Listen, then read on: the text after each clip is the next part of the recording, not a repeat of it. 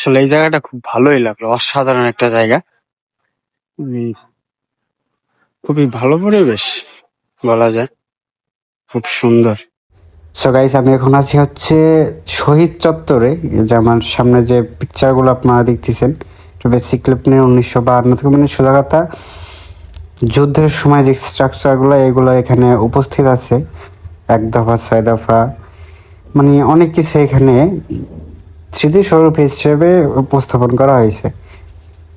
দেখতে পাচ্ছেন যে মাতৃভূমি অথবা মৃত্যু, আসলে কথাটা অনেক সুন্দর এবং চিরন্তন সত্য যে হয় বাঁচবো নয় মরবো, কিন্তু মাতৃভূমি ছাড়তে রাজি নাই কেউই না।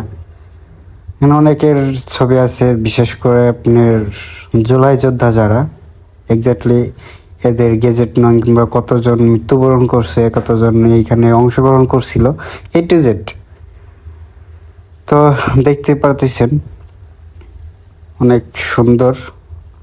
আসলে এই মেলার ভিতরে সব থেকে ফেমাস এবং উল্লেখযোগ্য জায়গার কথা যদি বলা হয় একটাই আছে, আর এই যে দেখতে পারতেছেন এটা হলো যারা শহীদ হয়েছিল তাদের ফটোগুলো, তাদের একটা রুম এখানে এক্সট্রাভাবে উল্লেখ করা হয়েছে।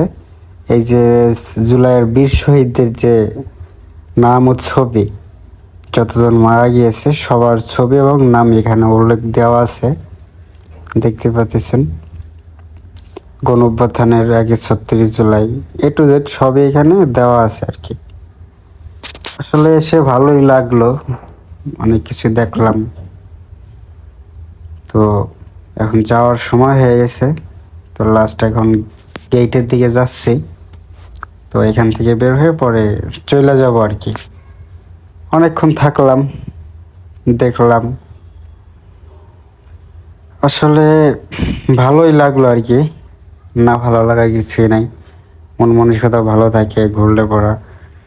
এখানে অনেক কিছুই পাওয়া যায়, কিন্তু দাম একটু বেশি, এর কারণে সবাই কিনতে পারে না আর কি। তোমার সাথে এই 2 ভাই ছিল, তাদের সাথে আমার দেখা হয়েছে বেসিক্যালি যাওয়ার পরে। আগে পরে এদেরকে আমি চিনিও না, জানিও না, তাদের কখনো দেখিও নাই। তো এখন চলে যাইতেছি, অনেকক্ষণ থাকলাম, মিনিমাম 2-3 ঘন্টার উপরে, সব ঘোরা শেষ। এখন বাসার দিকে যাইতেছি, 3% সামনে গেট। তো ভালো থাকেন, দেখা হবে অন্য কোনো ব্লগে।